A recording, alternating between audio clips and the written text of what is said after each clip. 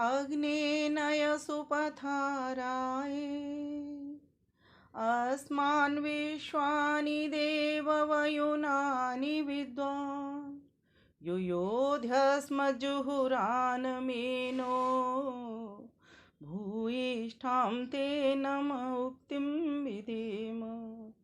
ॐ नमस्ते अस्तु आयते नमो अस्तु परायते नमस्ते प्राणतिष्ठत आसीनायोत ते नमः आसीनायोत ते नमः।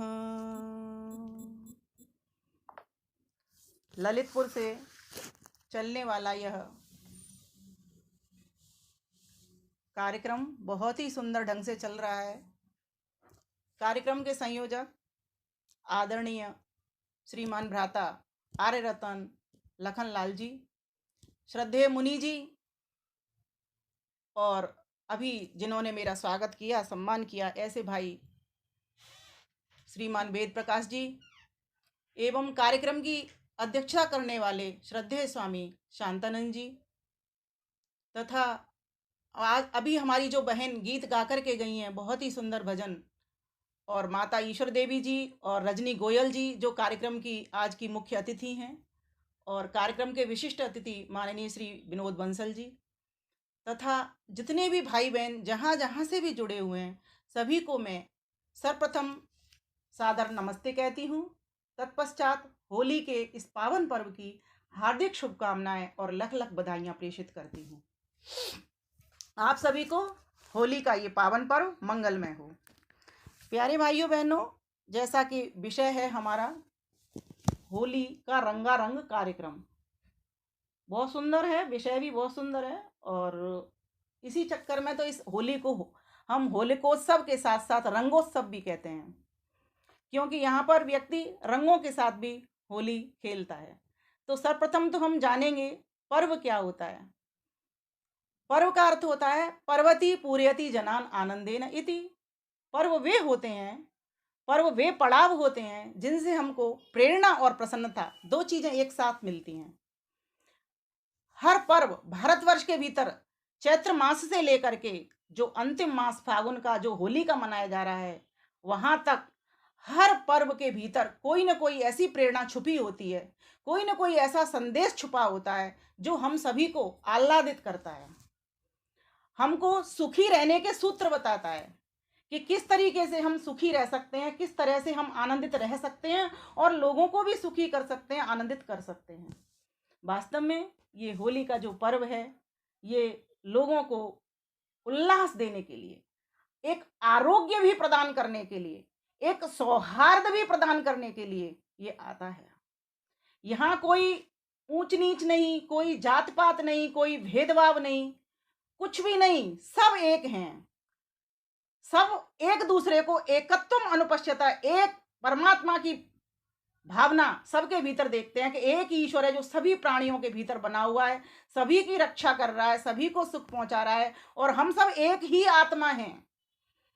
हम कोई अलग अलग आत्मा नहीं है। हाँ, हमारे कर्मों के हिसाब से हम अलग अलग अपना जीवन यापन करते हैं, लेकिन एक समान आत्मा है, एक ही हम बंधु भाई हैं। फिर ये भेदभाव क्यों, ये जात पात क्यों?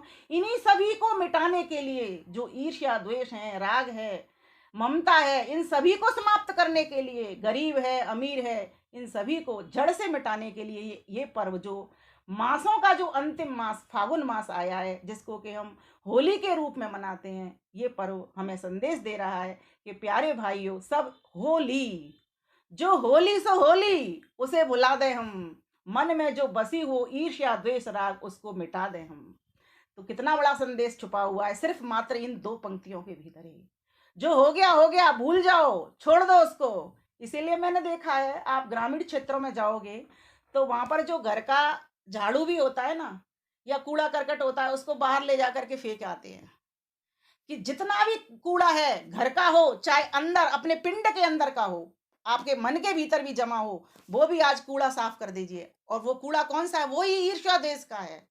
किसी से कोई गिला नहीं, किसी से कोई शिकवा नहीं, ना ईश्वर से गिला शिकवा, ना भाइयों से बहनों से कोई गिला शिकवा, सब हमारे अपने बंधु बांधव हैं। बस यही तो अंतर आ जाता है कि अपनी पूजा पद्धति सबकी अपने अपने ढंग से अलग अलग चल रही है। लेकिन चूंकि ये वैदिक संस्कृति का मंच है, और मैं तो आज इस मंच का भी नामकरण करने के लिए चली हूँ। जब भी भ्राता जी अपना पत्रक भेजेंगे तो उसमें लिखें वैदिक ज्ञान प्रवाह, क्योंकि वास्तव में लखन भैया इतना बड़ा जबरदस्त काम कर रहे हैं, एक भी दिन नागा नहीं करते हैं। मेरी अभी बात हो रही थी उनसे, तो मैंने कहा भाई साहब, आप, मुझे तो नहीं लगता कि भारतवर्ष में कोई विद्वान आपसे सन्यासी छूटा होगा जिसको आप अपने मंच पर नहीं लाए होंगे। तो कह रहे बहन जी, प्रयास मेरा पूरा पूरा रहता है और मैं प्रयास करता हूं कि हर विद्वान मेरे इस मंच के ऊपर आए और अपनी अपनी विचारधारा के द्वारा अर्थात वैदिक संस्कृति को दूर दूर तक पहुंचने में कामयाब हो, अर्थात समाज में जागृति फैलाने का काम करे। मैंने कहा ये बहुत बढ़िया, आप तो सच में बधाई के पात्र तो हो ही, साधुवाद के भी पात्र हो, नमन के भी पात्र हो आप। आपके लिए तो मैं करतल ध्वनि करती हूँ। तो ऐसी मेरी जब बात अभी थोड़ी देर पहले चल रही थी, घंटे भर पहले, मैंने कहा मैं तो अभी कामों में व्यस्त हूँ। आज हमारे यहाँ दिल्ली में बहुत बढ़िया एक कार्यक्रम चल रहा था होली मंगल मिलन का, उसमें भी मेरा जाना नहीं हो पाया, घर की अपनी व्यस्तता भी होती। दूसरी बात, मैं ये लखन भैया का कार्यक्रम भी नहीं छोड़ना चाहती थी, क्योंकि अभी तक वहाँ 7:30 बजे तक कार्यक्रम चला है, मैं वापस लौट भी नहीं पाती। तो वो जो होली मंगल मिलन का कार्यक्रम है, आप लोग उसको आर संदेश टीवी पर देख सकते हो, और हो सकता है वो 2-3 बार रिपीट भी आगे होगा। मैंने उसमें से खाना बनाते बनाते कुछ बातें सुनी, और वास्तव में इस बात को लेके कि समाज में उस वक्त कितनी अधिक विषमता थी, कितना ऊंच नीच, और ये सब क्यों हुआ? क्योंकि हमको ऐसा कर दिया गया, जो मुगलों का शासन रहा या फिर बाद में अंग्रेज आ गए, सभी की सभी हमारी संस्कृति को मिटाने के लिए आए।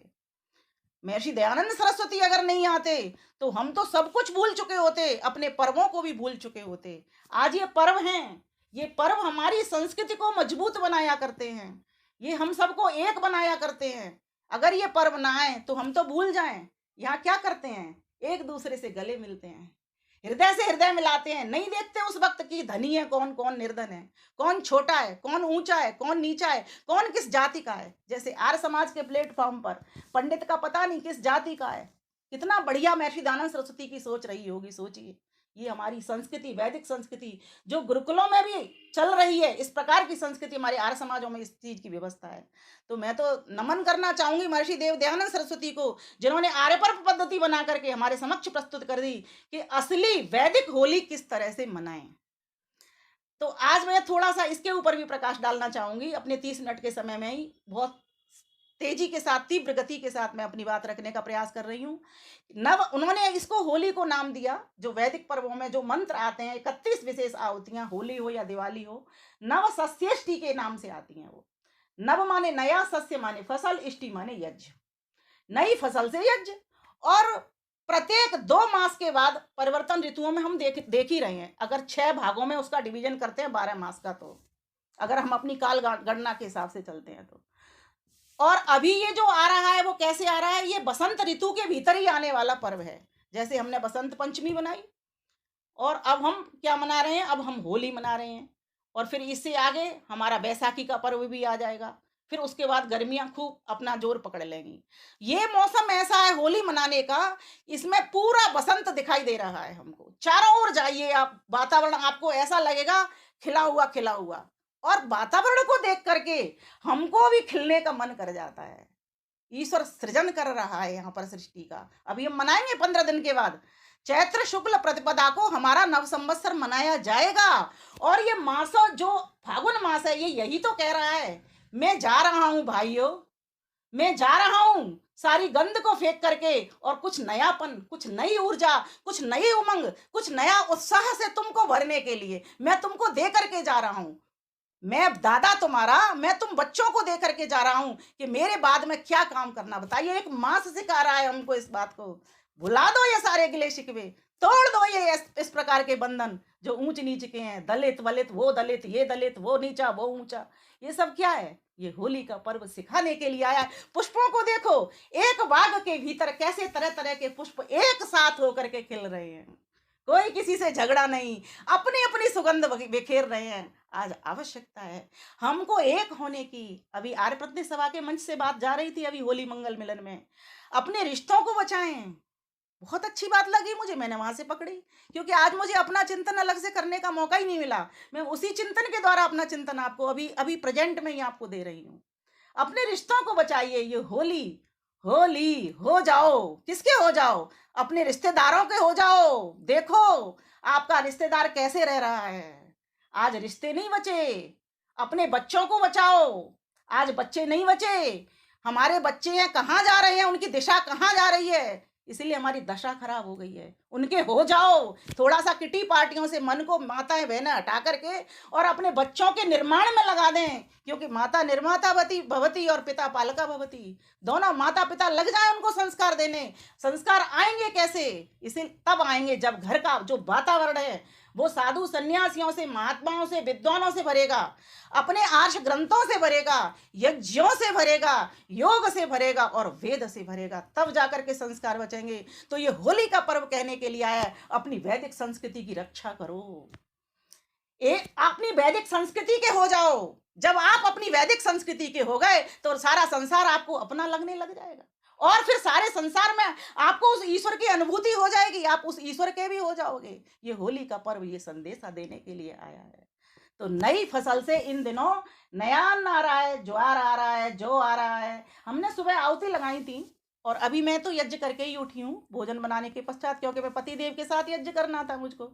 और जौ की बाली और चने की बालियां, हमारे यहाँ तो ग्रामीण क्षेत्रों में तो इसको इतना अधिक लाया जाता है और सबको खिलाते हैं, सबको खिलाते हैं, भूनते हैं, कुछ अग्निदेव को चला जाता है और कुछ फिर आपस में मिल बांट करके खाते हैं। और फिर जो उसकी जो राख होती है, विभूति जिसको बोलते हैं हम, उस राख को माथे पर टीका भी लगाया जाता है, उसको भी एक आनंद वर्धक वातावरण करके एक एंजॉय किया जाता है वहां पर।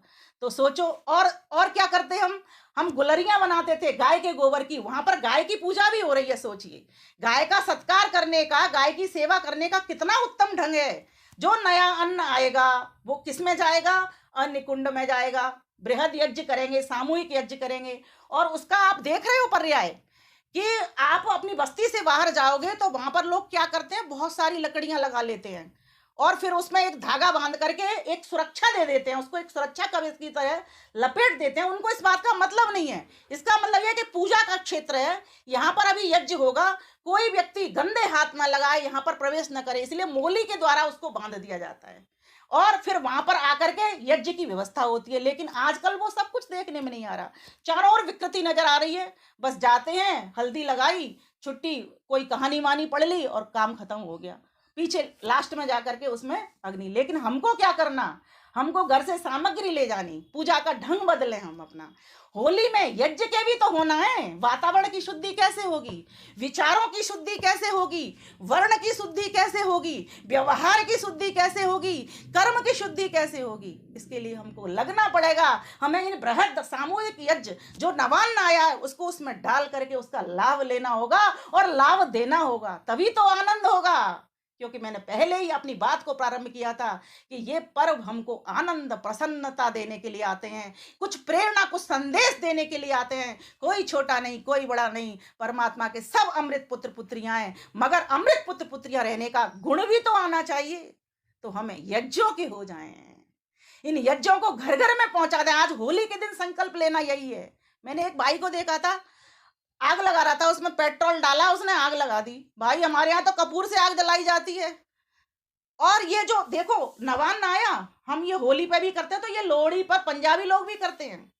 वहां पर भी वो नए अन्न के लिए पहले भगवान को प्रसाद लगाते हैं, और भगवान को प्रसाद लगाने का जो सर्वश्रेष्ठ तरीका है, यज्ञो वही श्रेष्ठतमम कर्म, मात्र एक यही है कि जब यज्ञ को भोग लगा दिया तो समझ लो सब देवताओं की पुष्टि होगी। क्योंकि ईश्वर ने तो खाना नहीं, लेकिन ईश्वर ने जो जड़ देव बनाए और जो चेतन हम और आप बनाए, उन सभी तक वो आहुति पहुंचती है। तो ऐसा कार्य, ऐसी चीज, ऐसी सोच हमारे ऋषि मुनियों ने ईश्वर की वाणी से लेकर के हम तक पहुंचाई कि वही ईश्वर कैसा है, चंद्रमा भी है, वही ईश्वर वायु है, और सब तक पहुंचाने का काम हमारा जुम्मा उन्होंने सौंप दिया। क्यों? क्योंकि हम मनुष्य हैं, मत्वा कर्मण सिद्ध्यति, हम ही मनन और चिंतन करके इस कार्य को कर सकते हैं। बाकी पशु पक्षी कोई भी भोग योनि इन कार्यों को नहीं कर सकती। इसलिए आज आवश्यकता है हम यज्ञों की हो जाएं। और जो नया अन्न आया है, हमारे यहाँ तो गुजिया बनाने की परंपरा है। उत्तर प्रदेश में हमारे यहाँ गुजिया बनाते हैं, नया अन्न आता है गेहूं की, पीसते हैं उसको, घर पर ही पीसते हैं चाकी। अब तो चाकियां खत्म हो गई, बाजार से ले लेते हैं, मैदा ले आते हैं। और पहले तो क्या होता था, गेहूं को पीसते थे, फिर एक छन्नी बनाते थे, कपड़े के ऊपर बांध करके उसके ऊपर गेहूं को चलाते थे, उस आटे को, और नीचे नीचे जो महीन महीन रह जाता था वो मैदा होती थी। ऊपर का अन्न आटे में मिला करके जो चोकर बचती थी वो भी रोटी बहुत फायदेमंद होती थी। इसमें बहुत बड़ा स्वास्थ्य विज्ञान भी छुपा हुआ है। इसके वैज्ञानिक जहाँ कारण है, वहीं वहीं यहाँ पर संस्कृति का भी बहुत बड़ा सुरक्षा कवच इस ये हमें होली का पर्व संदेश देता है। इसलिए भाइयों बहनों, इन चीज़ों को समझें। गुजिया बनाते थे, फिर उनकी गुजिया को खुद खाते थे और 3 भाग निकाला करते थे। और कहा के लिए, दादा दादी सास ससुर या जो भी होते उनके लिए, एक हिस्सा ईश्वर के लिए। अब ईश्वर ने तो खाना नहीं है तो क्या करते थे, जो लोग आते थे, जो अतिथि आते थे उनको खिलाया करते थे। और एक भाग किसके लिए, तो एक भाग उन लोगों के लिए जिनको कि तुम लोग निर्धन कहते हो, जिनको कि तुम लोग नीचे कहते हो, लेकिन वो सेवक वर्ग होता है, जो वो भृत्य वर्ग होता है, उनको आप खिलाने का भी यहाँ पर 3 हिस्से करके। हमारी संस्कृति तो है ही देव पूजा, संगतिकरण और दान की। सभी पर्वों के साथ में यही 3 चीजें जुड़ी हुई हैं कि देवताओं का पूजन करो, देवताओं के हो जाओ। तो देवताओं के होने का एकमात्र ढंग यही यज्ञ है, जो अग्निहोत्र यज्ञ है। इसीलिए इस अग्निहोत्र यज्ञ में जो भी नया सामान आपके घर के भीतर बना है, उस नए सामान से यज्ञ में देवों को आहुति लगा करके फिर स्वयं ग्रहण करना, और उससे पहले अपने घर के जो बुजुर्ग लोग हैं उनको ग्रहण कराना, जो आपके महात्मा जन हैं उनको ग्रहण कराना, तब जाकर के यज्ञ शेष को खाना। बताइए कितनी सुंदर हमारे यहाँ की परंपरा थी। ये सारी परंपराएं आज कहीं ना कहीं नदारद नजर आ रही हैं। होली के रंग हमारी चिकित्सा करते थे। इन दोनों आप जाइए पार्कों में, टेसू के, पलाश के, स्वयं ईश्वर गिरा रहा है, प्रकृति अपने आप बरसा रही है। लगता है जैसे आंगन में किसी ने अपना बिस्तर बिछा दिया हो भगवा कलर का। कल हम जा रहे थे, घूम रहे थे, वॉक कर रहे थे, ऐसे लग रहा था, बेटी से मैं कह रही थी लग रहा है भगवान ने तो ये अपनी भगवा चादर बिछा रखी है। वास्तव में वो क्या करते हैं, इन दिनों बहुत संक्रामक रोग फैलते हैं। क्यों, व्यक्ति सर्दी से गर्मी की ओर जा रहा है। जब सर्दी से गर्मी की ओर जा रहा है, जब कहीं कभी परिवर्तन मौसम में, ऋतुओं में होता है, तो वहां संक्रामक रोग होने के बहुत ज्यादा अवसर होते हैं। तो इन दिनों चेचक है, हैजा है, इस तरीके के रोग भी होते हैं। तो ये जो रंग हैं, जो फूलों के रंग हैं, ये हमारे चिकित्सा के काम आते हैं। टेसू के फूल हो गए, पलाश के फूल हो गए, ढाक के फूल हो गए, इनका वर्णन हमको सबको चिकित्सा औषधि में मिलता है, चिकित्सा विज्ञान में मिलता है। और ये सारे विज्ञान, सारी विद्याएं, जितनी भी सत्य विद्याएं, वे सब वेद से निकली हैं, और वेद ईश्वर की वाणी है। इसीलिए इन पर्वों पर सर्वप्रथम हम ईश्वर को याद करते हैं। तो ईश्वर को याद करने का सबसे बढ़िया जो ढंग होगा वो यही होगा कि हम बृहद यज्ञ करें, जो नवान्न आया है उसके भीतर डालें, उससे देवों की पुष्टि करें, चेतन देवों की और जड़ देवों की, और स्वयं अकेले ना खाएं, केवलागो भवति केवलादि, इसको वितरण करके खाएं। क्योंकि मनुष्य है जो वितरण कर सकता है, उसके पास मन है, बुद्धि है, कि मैं अकेला ही नहीं खाऊंगा। क्योंकि मैं, जब मेरा निर्माण किससे हुआ, सिर्फ मेरे अपने आप से नहीं हुआ, मेरे माता पिता का भी हक है, मेरे समाज के लोगों का भी हक है, मैं अपने पड़ोसियों की गोद में भी खेला हुआ हूँ, जो मैं अन्न ग्रहण कर रहा हूँ उसमें किसान का भी हक लगा हुआ है, और जिस चक्की के ऊपर आटा पिस करके जा रहा है उन चक्की वालों का भी इसमें वो लगा हुआ है, भाग लगा हुआ है। इसलिए मैं अकेला नहीं हूं, मैं सामाजिक प्राणी हूं, मैंने समाज से लिया है, तो मेरा कर्तव्य बनता है कि मैं भी समाज को कुछ देता हुआ चलूं। और संगतिकरण तो जबरदस्त है, वाह वाह वाह वाह वाह। हर एक को गले मिलाना, हर एक को हृदय से मिलाना, हर एक को नई ऊर्जा से भर देना, हर एक को नए उमंग उत्साह से भर देना, हर एक को एक सोच विकसित करवा के आगे बढ़ा देना कि भाई तू मेरा, मैं तेरा, और इसी भावना को तू आगे आगे बांट। जैसे हारमोनियम के तार होते हैं ना, स्वर होते हैं, अगर आप एक स्वर बजाना, स क्या मतलब है, कोई मतलब नहीं, 2 बजा देना तो भी कोई मतलब नहीं। जैसे ही सारे ग म 4 स्वर बजेंगे, वैसे ही वैसे आपका संगीत निकल आएगा और वो गीत बन जाएगा। प्यारे भाइयों बहनों माताओं, आज हमें आवश्यकता है एक होने की, अपने रिश्तों को बचाने की, अपने बच्चों को बचाने की, अपने युवाओं को बचाने की, और अपनी कोख को भी बचाने की। आज स्कीम भी चल रही है इस तरह की, क्या चाइल्ड फ्री, ये क्या है, ऐसी एजेंसियां आ रही हैं, हमको नपुंसक बना देंगी बिल्कुल पूरी तरीके से। इसीलिए हमारे तो वेदों ने विधान किया 10 बच्चे होने चाहिए, लेकिन कोई बात नहीं, 10 नहीं तो कम से कम 2 को तो बना लो। और हम 2 हमारा 1, ये क्या? और अब तो 1 भी नहीं, तब तो कैसे चलेगा? किसके साथ आप होली खेलोगे? आपको बड़ी मजेदार घटना बताती हूँ। जब होली के दिन थे, मैं छोटी सी थी, फ्रॉक पहने हुए थी, तब लोग होली खेल रहे थे, माताएं बहनें सब होली खेला करती थी, बड़ा आनंद आता था होली को देखने में भी बहुत। और फाग गाती थी, वो गीत गाती थी, तो और भी अधिक आनंद आता था, नाचती थी भी, वो एकदम थिरकती थी, आनंद आता था। लेकिन सब आपस में रंग लगाती थी, लेकिन मुझे किसी ने रंग नहीं लगाया। तो मैंने क्या किया, मुझे से कोई होली नहीं खेल रहा, खुद ही रंग घोला भैया वेद प्रकाश जी, और खुद ही अपने मुंह पर पूरे पे पोत डाला। मतलब देखिए आप, और 1 महीने पहले से माँ से ये पूछना प्रारंभ कर देते, मम्मी होली कब आएगी, माता जी होली कब आएगी, हम खेलेंगे हम खेलेंगे। हालांकि तब भी रूप बहुत खराब था, कीचड़ से खेलते थे, धक्का मुक्की करते थे, पानी की बाल्टियां भरते थे, भाभियों से जो सालियां होती थी उनसे मजाक किया करते थे, और मजाक मजाक में तो कई बार ऐसा करते थे रिश्ते बिखर जाते थे, यहां तक लोग पहुंच जाते थे, गोबर फेंकते थे, ठप्पे मारते थे, ठप्पों पे गंदी गंदी गालियां लिख करके फेंका करते थे। आज कहीं ना कहीं मुझे ऐसा लग रहा है, जैसे जैसे शिक्षा बढ़ी, विद्या भी बढ़ी, आर्य समाज ने भी बहुत बड़ा काम किया, सोशल मीडिया के थ्रू, फेसबुक हो, ट्विटर हो, या फिर अपना ये हो, क्या कहते हैं, व्हाट्सएप हो, है ना, और यूट्यूब हो, इसके माध्यम से काफी वैदिक संस्कृति की सोच लोगों को पहुंच रही है, और जो शिक्षित वर्ग है वो बहुत जल्दी इसको एब्जॉर्व कर रहा है, बहुत जल्दी उसको ग्रहण कर रहा है। तो आज आवश्यकता है उन विकृतियों को छोड़ें, और जो हमारे समाज में हमको जबरदस्ती पिला दी गई ऐसी भावनाओं को भी खत्म करें, और जो हमारी वैदिक संस्कृति की रक्षा के लिए जो उपाय हो सकते हैं, उन उपायों को हम सभी भाई बहनों को एक हो करके, बिना मान अपमान की चिंता करें कि कोई मुझे फूल वेट करेगा तभी मैं उसका होऊंगा, नहीं, कोई अपमान भी कह दे, कोई कमी भी निकाल दे, कोई आलोचना भी कर दे ना, जो आलोचना करे समझ लेना आपका वही अगला मित्र होने वाला है।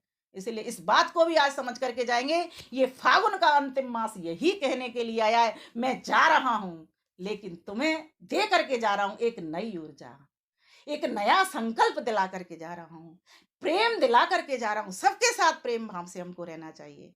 तो ये होली क्या है? ये होली है, होलक शब्द से ये होली बनी है, होलक। इसमें क्या मतलब निकला? तो कल्पद्रुम कोश है, उसमें बताया गया है, त्रिणाग्नि भ्रष्ट आर्ध पक्व शमी धान्यम होलक। भाषा प्रकाश ने भी लिखा है इसको, होलक अल्पानिलो मेद कफ दोष श्रमापह। इसका अर्थ क्या होता है?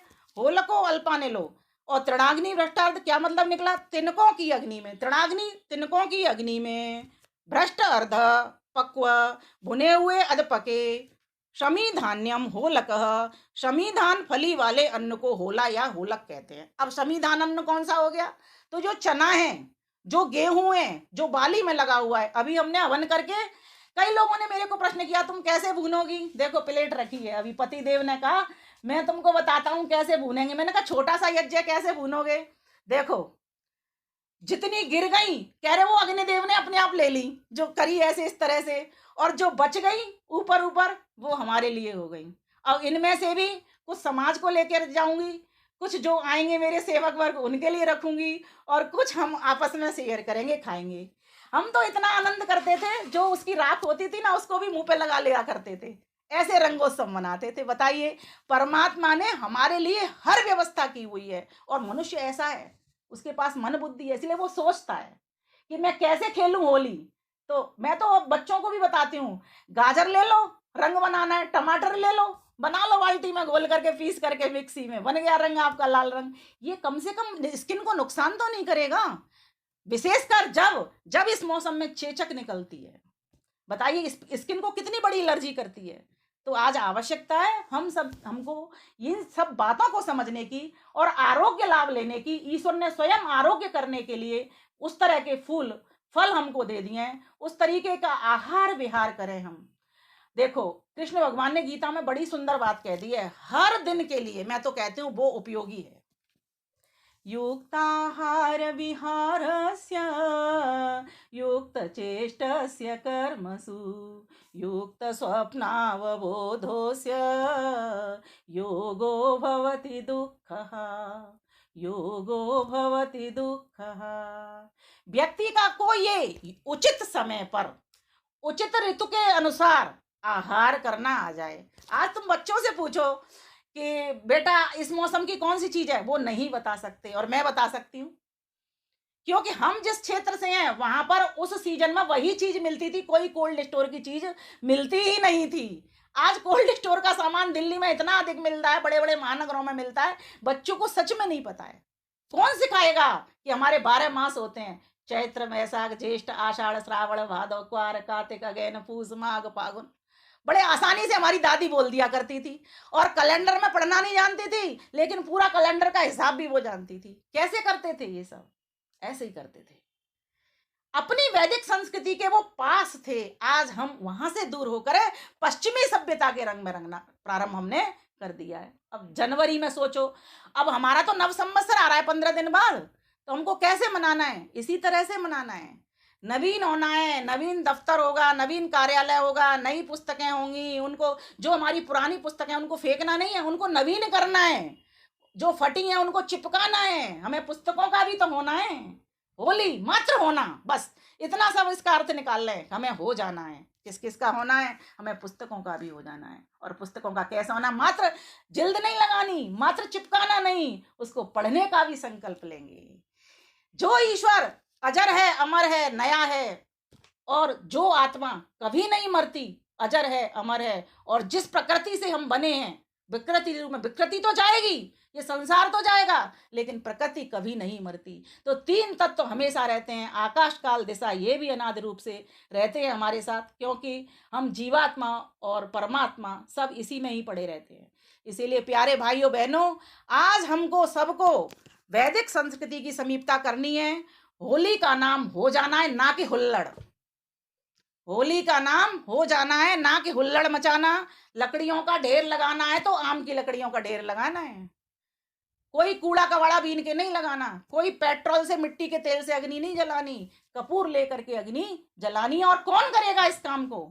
मात्र प्रवचन का विषय नहीं है।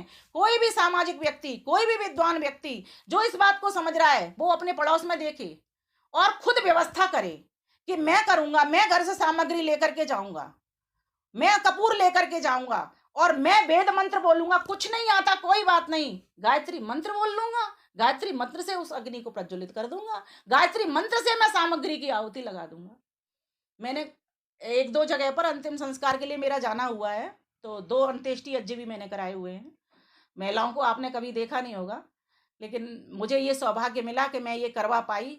तो वहां पर वो व्यवस्था नहीं थी उतनी, मुझे पता था कि शायद वहां पर नहीं मिलेगी, तो मैंने पहले से ही वो इंतजाम कर लिया कि कुछ सामग्री, कुछ ऐसा घी है, कुछ लकड़ियां इस तरह की लेकर के हम घर से जाएं, 5-6 घर मिल करके, तो हम इस काम को कर सकते हैं।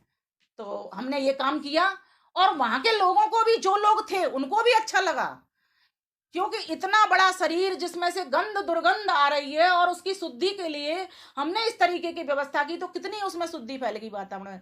तो ये जो होली का पर्व आया, ये विचारों की शुद्धि करने भी आया है, वर्णों की शुद्धि भी करने आया है। लोग इन वर्णों को भूल गए हैं, जाति के चक्कर में फंस गए हैं। मनुष्य मात्र एक जाति है, ये स्वामी दयानंद सरस्वती सत्यार्थ प्रकाश में स्पष्ट लिखते हैं, हम सभी की एक ही जाति है, मनुष्य जाति है। कोई छोटा बड़ा नहीं, कोई ऊंचा नहीं, नीचा नहीं, कोई दलित दलित नहीं, कोई कुछ भी नहीं, सब मनुष्य हैं, और अपनी अपनी योग्यता स्वयं विकसित कर सकते हैं, और अपनी अपनी योग्यता को स्वयं देख सकते हैं। इसीलिए यह सामाजिक समरसता का भी संदेश देने के लिए बहुत अच्छा प्रकार से हमको वर्णन कर रही है और प्रेरणा दे रही है। क्या? ब्राह्मणो अस्य मुखमासीद बाहुराजन्यः कृतः, और उरु यदस्य तद्वैश्य पदभ्रम शूद्रो अजायत।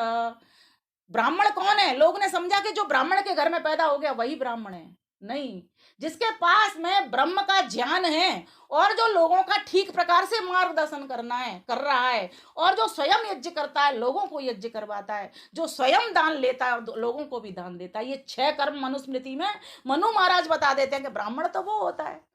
तो फिर यहाँ पर ये जाति और कैसे के जिसके घर में पैदा हो रहा है, और आजकल ये चीज की रूढ़ी तो मैं हर समाजों में भी देख रही हूँ। शास्त्री के घर में कोई पैदा हो गया, उसको शास्त्री बोलना प्रारंभ कर देते हैं, चाहे भले ही उसे शास्त्रों का बिल्कुल भी ज्ञान नहीं हो। इस बात को लेकर के मेरी बहुत चर्चा चला करती, लेकिन फिर मैंने भी इस बात को इस तरह से समझा कि ठीक है, शास्त्री लगाने से हो सकता है वो शास्त्र पढ़ना प्रारंभ कर दे, जैसे आर्य लगा देते हैं तो आर्यत्व के गुण आना प्रारंभ कर दे, इसलिए इसका विरोध नहीं करना इनका, लेकिन बोध जरूर करवा देना है। इस चीज पर शोध होना चाहिए और बोध भी कभी नहीं, किसी का विरोध नहीं करें, लेकिन उसी बात को हम बोध करके तो हमें ज्ञान का भी हो जाना है, अपने आप का भी तो हो जाना है हमको। तो ये होली का संदेश हमको देने के लिए आया है कि होली हुल्लड़ का नहीं है, ये तो कहने के लिए आया। एक बड़ी बढ़िया बात लिखी थी कि सब कुछ हमें इस प्रकृति में नया नया दिख रहा है, और जैसे कि कवि लोग गाया करते हैं, बागन में बनन में बगरियो बसंत है, तो एक कवि ने बड़ी सुंदर बात लिखी, मुझे आज तक वो ध्यान में रहती है।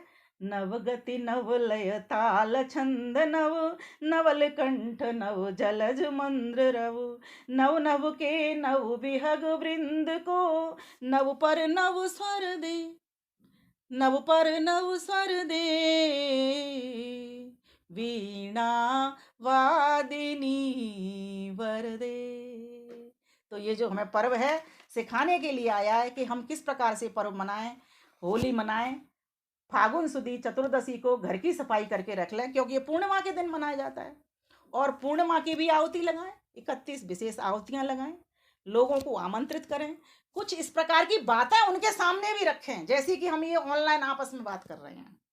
ऐसा सत्संग का वातावरण भी बनाएं कि हम वैदिक होली किस प्रकार से मना सकते हैं, किस प्रकार से अपनी संस्कृति की रक्षा कर सकते हैं। ये सब हमारे पर्वों से जुड़ी हुई बातें हैं।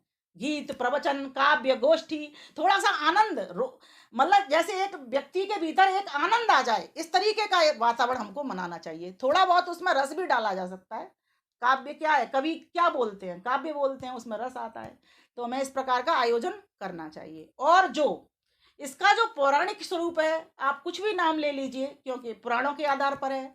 तो जो हिरण्यकश्यप वाला जो किस्सा आता है ना, देखिए हिरण्यकश्यप और प्रहलाद से पहले भी तो होली मनती थी, ये नवसस्येष्टि होता था, क्योंकि हमारे जितने भी पर्व हैं वो प्रकृति से पहले जुड़ते हैं, बाद में उसमें सामाजिक समरसता जुड़ जाती है, धार्मिकता जुड़ जाती है, और बाकी की चीजें चलती चली जाती, इतिहास भी जुड़ता चला जाता है। तो होली से पहले जिसको हम कहते हैं हिरण्यकश्यप, होलिका या प्रहलाद, इनसे पहले भी तो होली मना करती थी। प्रकृति का परिवर्तन तो आदि सृष्टि से ही, जैसे जैसे सृष्टि बनाता है तभी से परिवर्तन प्रारंभ हो जाता है। चैत्र, वैशाख, ज्येष्ठ, आषाढ़, पूरे 12 मास इसी तरीके से चलते हैं, एक क्रम है इनका। फागुन जाता है फिर चैत्र आ जाएगा, तो ये तो अनादि काल से ही हमारे परमात्मा इस प्रकार से सृष्टि बनाता है और उस तरीके का उसका विभाग कर देता है। तो आज आवश्यकता क्या है, हमको इस बात को समझ करके होली का जो विकृत रूप हो गया है, या सिर्फ इतिहास पर आधारित हो गया है, हो गया तो हो गया, चलो उसमें से हम एक अच्छी चीज निकाल लेते हैं। देखो क्या निकाल सकते हैं, जैसे हिरण्यकश्यप एक नाम है, हिरण्य का अर्थ होता है स्वर्ण, क्योंकि हम वेद मंत्र पढ़ते हैं, ईश्वर स्तुति प्रार्थना उपासना करते हैं, उसमें क्या नाम आता है, ओम हिरण्य गर्भ समवर्तताग्रे। वो परमेश्वर से क्या प्रार्थना करते हैं, हे प्रभु आप हिरण्य गर्भ हो, अर्थात जितने भी चमकीले स्वर्ण जैसे पदार्थ हैं, अर्थात सूर्य चंद्रमा आदि हैं, वे सब आपके गर्भ में हैं। तो हिरण्य मतलब स्वर्ण, और कश्यप से पश्यप इसका अगर विपरीत करेंगे तो सिर्फ चकाचौंध को, सोने को ही देखने वाला, अर्थात माया में भी रत रहने वाला हिरण्य कश्यप नाम निकल करके आता है। और वो ऐसा ही व्यक्ति था जिसको अभिमान हो गया था कि मैं ही भगवान हूं, मुझसे कोई बड़ा भगवान नहीं है। तो नाश किसका हुआ, अहंकारी का नाश हुआ। जैसे रावण का नाश क्यों हुआ, क्योंकि वो अहंकारी था। रावण को राम ने नहीं मारा, रावण को उसकी मैं ने मारा। और यही ठीक खेल हिरण्यकश्यप का हुआ, यही ठीक खेल कंस के साथ भी हुआ, यही ठीक खेल दुर्योधन के साथ भी हुआ। ये आपके समक्ष पूरी पूरी हिस्ट्री है।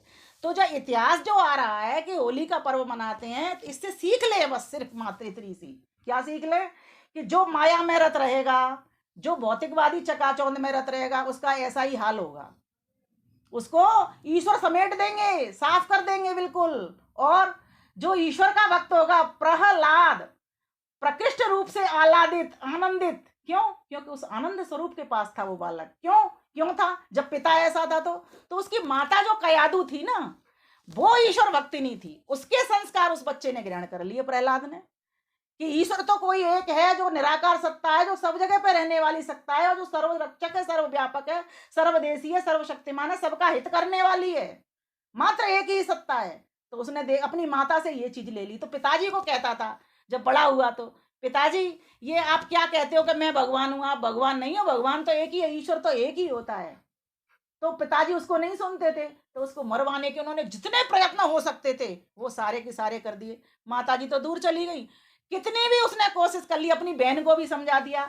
और जो कहते हैं ना, जो अहंकारी व्यक्ति होता है ना, उसके साथ साथ में ये राग द्वेष ईर्ष्या जैसी सौतें और चली जाती हैं, डायने। तो उसकी जो बहन थी वो होलिका थी। अब इस शरीर में भी अगर हम उपमा का स्पष्टीकरण, तो क्या है, ये जो शरीर है ये होलिका, ये जल जाने वाला है, ये अमर नहीं है, अजर नहीं है। और इसमें जो आत्मा है वो क्या है, वो प्रहलाद है, आत्मा को ही आनंद होने वाला है। प्यारे भैया 5 मिनट और दीजिए, बस खत्म करूंगी अपनी बात को, पूरा कर दूं बस इसको, इस स्पष्टीकरण को। तो जो होलिका है उसको सिखा दिया कि तूने क्या करना, अग्नि में बैठ जा, इसको जला दे। लेकिन होना क्या है, आत्मा तो मरती नहीं है, आत्मा ने तो मरना नहीं है, वो तो अजर अमर है। गीता ने भी कह दिया, नैनम छिन्नन्ति शस्त्राणि नैनम दहति पावक न चैनम क्लेदन्त्यापो न शोषयति मारुता। अब इसका मैं व्याख्या इसलिए नहीं कर रही, समय आपका पूरा हो चुका है। लेकिन अब मैं एक बात बताना चाहती हूँ कि जो व्यक्ति माया में रत रहता है ना, सिर्फ धन ही, हम भगवान से क्या प्रार्थना करते हैं, भयम श्याम पतयो रहीणाम, लेकिन कौन सा धन मांगते हैं, ऐसा धन मांगते हैं जिससे कि हमारे परिवार की रक्षा हो, समाज की रक्षा हो, हमारे पुत्र पुत्रियां यशस्वी बने, वीर बने, इस प्रकार के वातावरण का निर्माण करना है। तो कहने का भाव यह है कि हम सभी को इस बात से सीख भी लेनी चाहिए, इन कथाओं से भी, जो ऐतिहासिक कथाएं जुड़ गई हैं इन पर्वों के साथ साथ, कि हम सभी को सिर्फ धन में ही नहीं लगे रहना है, कुछ धर्म में भी लगना है। धर्मयुक्त धन हो, तो जब व्यक्ति धर्मयुक्त धन कमाएगा और धर्म में ही उस धन को लगा देगा, तो बताइए वो मोक्ष की ओर अग्रसर होगा कि नहीं होगा। तो पुरुषार्थ चतुष्टय भी सिखाने के लिए ये होली का पर्व हमें आता है, सामाजिक समरसता का संदेश भी देने आता है, प्राकृतिक वातावरण को भी समझाने के लिए आता है कि इस प्रकृति का लाभ लो, इस प्रकृति का संरक्षण संवर्धन करके इसको लाभ पहुंचाओ। तो इस प्रकार से इसके वैज्ञानिक भी कारण है, क्योंकि यज्ञ जो है वो एक चिकित्सा का माध्यम है। मैं तो यज्ञ को ऋषि भी कहती हूँ, यज्ञ को एक डॉक्टर भी कहती हूँ, एक वैद्य भी कहती हूँ। वास्तव में इस यज्ञ को कोई सीख लेगा तो अपने वर्णों को सुरक्षित कर लेगा, अपने विचारों को सुरक्षित कर लेगा, अपने व्यवहार को सुरक्षित कर लेगा, अपने समस्त कर्मों को सुरक्षित कर लेगा। तो आइए आज इस होली के पावन पर्व पर हम सभी छोड़ दें गिले शिकवे, अपनी 2 पंक्तियों के साथ, बस फिर आगे समय नहीं लूंगी, 8:39 हो गए हैं। प्यारे यारियो भूल न जाना, मधुर मिलन ये होली का, क्लैपिंग। प्यारे यारियो भूल न जाना, मधुर मिलन ये होली का, एक रहे हैं एक रहेंगे, प्रभु प्रेम भरी बोली का, एक रहे हैं एक रहेंगे, प्रभु प्रेम भरी बोली का, ये दिन फिर से याद दिलाता शहीद भक्त की टोली का, प्यारे यारियो भूल न जाना, मधुर मिलन ये होली का, अटूट अटल हम रहे प्रेम से, दिन बतलाता होली का, पूर्वजों की याद दिलाता पूर्व पर्व ये होली का, पूर्वजों ने पर्व चला के अर्थ सुझाया होली का, प्यारे यारियो भूल न जाना, मधुर मिलन ये होली का, मत को तन को एक बनाकर रंग चढ़ा लो होली का, आपस के सब भेद मिटाकर रंग लगा लो होली का, आज शहर की शान निराली, ललितपुर की ये शान निराली, आए मजा ठिठोली का, प्यारे आर्यो भूल न जाना, मधुर मिलन ये होली का। हमारी भाभी जी को सामने लाइए। आज गले से गले लगाओ, तिलक लगाओ होली का, जुदा जुदा क्यों खड़े हुए हो, मधुर मिलन करो होली का, अलग अलग क्यों खड़े हुए हो, मधुर मिलन करो होली का, ऊंच नीच के भेद मिटाओ, संगठन बनाओ टोली का। प्यारे आर्यो भूल न जाना, मधुर मिलन ये होली का। छुआछूत को दूर भगा दो, यही सबक है होली का। सारे जनों को प्रेम सिखाओ, उद्देश्य यही है होली का। प्रेम मिलन को अमर बनाओ, संदेश यही है होली का। प्यारे आर्यो भूल न जाना, मधुर मिलन ये होली का। वातावरण मनोहर हो फिर, प्रेम पगीस होली का। मानव को संदेश प्रेम का देता आया होली का। तुम भी मधुर बनो हे भाइयों, मधुर मिलन ये होली का। एक रहे हैं एक रहेंगे, पर्व प्रेम भरी बोली का। किणवंतो विश्वमार्यम होवे, पर्व संगठित टोली का। प्यारे आर्यो भूल न जाना, मधुर मिलन ये होली का। प्यारे आर्यो भूल न जाना, मधुर मिलन ये होली का। एक रहे हैं एक रहे, संगठन बनाओ टोली का। आप सभी को बहुत बहुत शुभकामनाएं, बहुत बहुत बधाइयां। भाभी जी हमारी नजर आ गई है। धन्यवाद, नमस्ते। आ गई है आपकी भाभी जी, आपकी। हाँ, हमारे भी लगा दिया तिलक, हमने भी लगा दिया उनको।